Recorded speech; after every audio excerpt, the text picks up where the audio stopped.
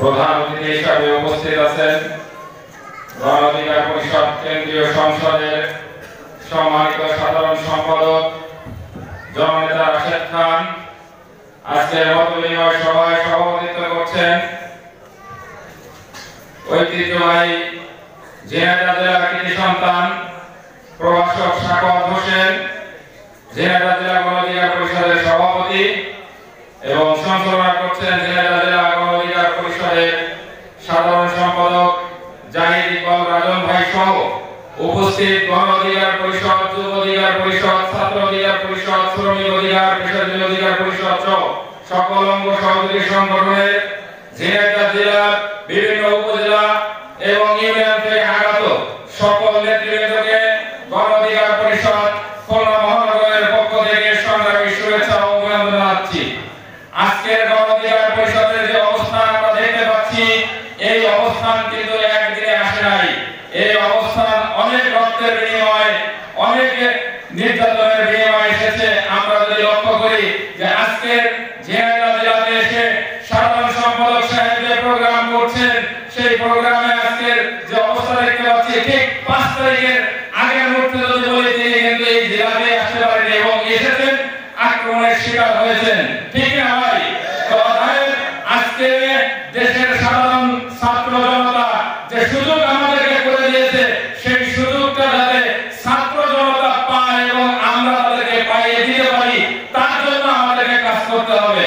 কারণ বিগত সময় আমরা দেখেছি সাধারণ ছাত্র জনতা, সাধারণ নাগরিকরা রাষ্ট্রের কোনো কিছু পায় না, পেয়েছে।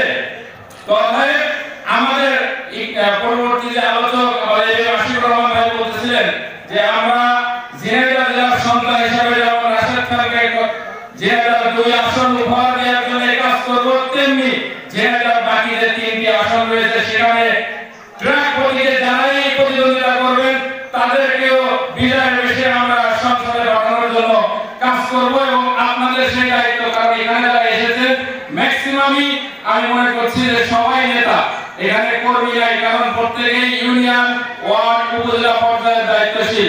অর্থাৎ আগামীর গণ অধিকার পরিষদের আপনি মেম্বার, আপনি চেয়ারম্যান, সব ইউনিয়নের, উপজেলা, পৌরসভা, যেখানে হন না কেন আপনি গণ অধিকার পরিষদের নেতা।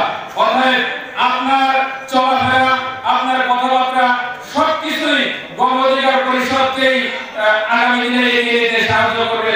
আবার যদি আপনার কথাবার্তা এরকম হয়, তাহলে গণ অধিকার পরিষদের ধ্বংস আপনার দ্বারা হতে পারে। কারণ আপনার এই মুখের দ্বারাই সবকিছু সম্ভব।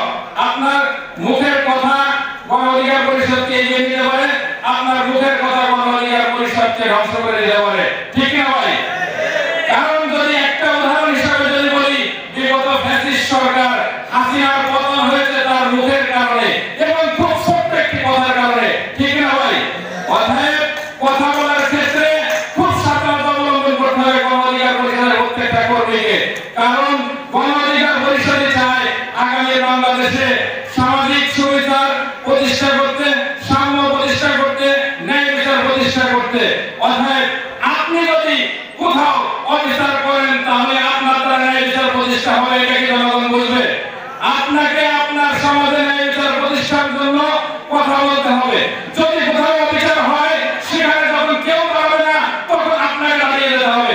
আপনি যদি একজন বিপদগ্রস্ত মানুষের এক হাত ধরে টেনে তোলেন, দেখবেন ওর পাশে আরেক হাত ধরে তোলার জন্য একজন এগিয়ে আসবে। কিন্তু আপনি যতক্ষণ পর্যন্ত না আগাবেন, ততক্ষণ পর্যন্ত কেউ আগাবে না। এই জন্য প্রত্যেকটা নেতা কর্মীকে বলতে চাই যে ভাইজান, আপনি গণ অধিকার পরিষদের নেতা বিপ্লব বাহাদুর রাশেদ খান যে বিষয়কে ধারণ করে, আপনাকেও সেটি ধারণ করতে হবে। গণ অধিকার পরিষদের সভাপতির সাথে একজন ব্যক্তিকে কয়েকদিন আগে বসিয়েছিলাম, যে ব্যক্তি আমাকেই বলেছিল যে ভাই, গণ অধিকার পরিষদের সভাপতি সে নিজেই বাংলাদেশের কোথাও জিততে পারে কিনা সন্দেহ, তোমরা কেউ 300 আসনে প্রার্থী দেওয়া। বেশি দিন আগের কথা না, 15 দিন আগে ঢাকায় তার সাথে আরো 7 জন সহ বসেছিলাম। সে পরবর্তীতে এসে আমাকে ফিডব্যাক দিয়েছে, ভাই আমার কথা ভুল ছিল, আমি আজকে বলে দিলাম গণ অধিকার পরিষদের সভাপতি হোক আর যেই হোক না কেন, নুরুল হক নূরের সাথে বসে যে ফিডব্যাক পেয়েছি, তার আচরণ পেয়েছি, আমি মনে করি এই বাংলাদেশের একদিন প্রধানমন্ত্রী গণ অধিকার পরিষদের সভাপতি হবে। উপজেলা চেয়ারম্যান বলেছে, বর্তমান যে উপজেলা চেয়ারম্যান দরখাস্ত সেই উপজেলা চেয়ারম্যানের কথা। অতএব গণ অধিকার পরিষদের আগামী উজ্জ্বল ভবিষ্যৎ অপেক্ষা করছে শুধুমাত্র আপনারা যদি সঠিক পথে থাকেন। তাই আপনাদের প্রতি উদাত্ত আহ্বান, প্রত্যেকেই যেহেতু নেতৃত্বের জায়গায় আছেন, প্রত্যেকে শুধুমাত্র নিজের ভিতর থেকে ইগোটা পরিহার করবেন, কারণ নেতার ক্ষেত্রে ইগো মানে না। আপনি নেতৃত্ব দিচ্ছেন, কোনো না কোনো জায়গায় নেতৃত্বে আছেন, আপনার ইগো পরিহার করতে হবে। নেতার সর্বপ্রথম বৈশিষ্ট্য থাকতে হবে ইগো পরিহার করতে হবে। যদি আপনি ইগো পরিহার করে নেতৃত্ব দিতে পারেন, আপনার কাছ থেকে কর্মী সরবে না, আপনি কর্মী সরাইতে পারবেন না। এই জন্য ছোট্ট একটি আহ্বান রেখে আমি আমার সংক্ষিপ্ত আলোচনা এখানে শেষ করছি। সেটা হচ্ছে সকল নেতৃত্বের প্রতি আমার আহ্বান থাকবে যে আপনারা ইগো পরিহার করে নেতৃত্ব দেবেন। ধন্যবাদ।